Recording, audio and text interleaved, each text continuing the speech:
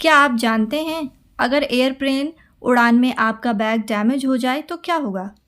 जवाब जानने के लिए वीडियो में बने रहिए। उससे पहले हमारे चैनल को सब्सक्राइब कर लीजिए और बेल बटन दबाना मत भूलिएगा।